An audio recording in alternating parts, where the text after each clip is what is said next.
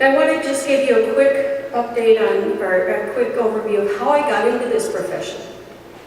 And like most of the things in my life that have had a meaningful impact, they've kind of been a surprise. I was at North Carolina State University trying to transfer undergraduate credits. The psychology professor that I was talking to mentioned the words human factors and ergonomics. And I don't remember what led into that even conversation. I said, what's that? And so he told me it was this interaction between people and the equipment and the tools and everything we use in order to try and make things work better for people. I distinctly remember 30 seconds later going, God, I'm going to grad school. So I finished my undergraduate degree, I took my GREs, and I ended up in industrial engineering over the psychology department because IISE had a trainee program. And it has been an incredible career. I've met some of the most amazing people.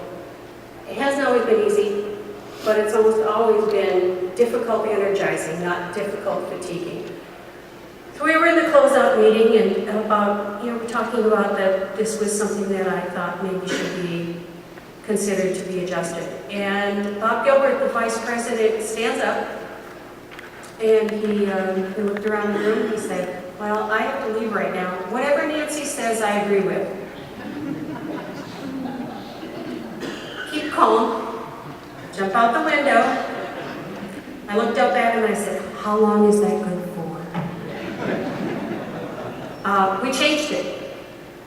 We couldn't get high user adjustable work surfaces, they hadn't been invented yet, but we could get maintenance adjustable. And that led to a whole sequence of activities that Gary alluded to in the GAO report. Every individual employee had their own choice about how to set the workstation up. They got employee training. They sat in the chairs during the training so they could decide which one was the most comfortable.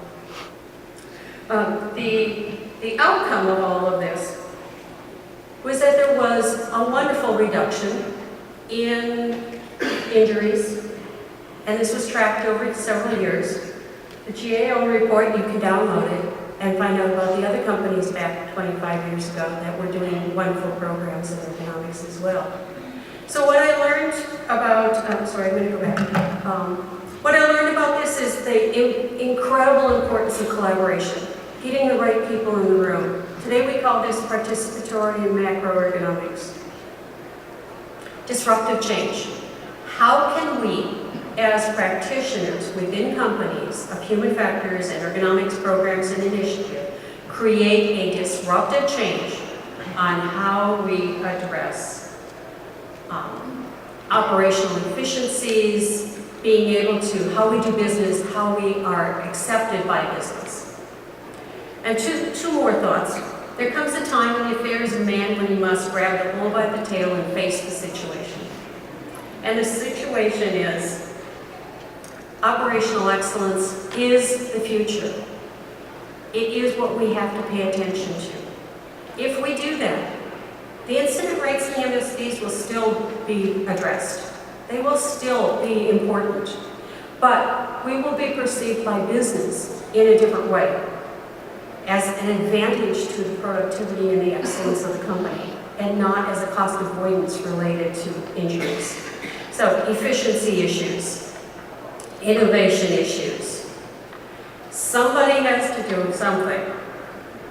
And this is a positive statement, but it's incredibly pathetic that it has to be us. Why can't engineers be knocking on our door? Why don't business managers come pleading for us to help us to build their business processes?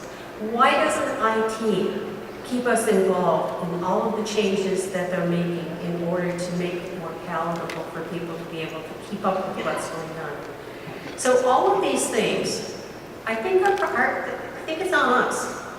But we've got an incredible profession. We've got fantastic history. We've got stories to tell. We have documented evidence that this works, and there's more coming all the time. So my charge to you is, as you look at the Ergo Cup submissions and as you go back to your plans and work on your plans and programs for next year. Any efforts that you do, don't just look for the MSD resolution. Look to see what are the other business-related issues that you have impacted, and start to promote it. Start to build a pot of awareness. Because there will come a day when you are so successful that somebody up in upper management will go, well, we haven't had an MSD for years. Why do we need ergonomics? And you better be ready with the rest of the story. I've known people who lost their jobs because of it in the recession. And I want to leave you with one last thought, which is going back to this wonderful conference and group of people, but also my feelings about the profession and the people that have been so important to me over the years. It's a South African Swahili word called Ubuntu. And a short phrase of it is, I am what I am, because of who we all are. Google it, read through it. There's some amazing explanations about it. It's how I feel about all of you. It's about how I feel about the profession. And I want to thank you all for being part of my life. Good luck. Carry on. Carry forth. Jump out of the window once in a while.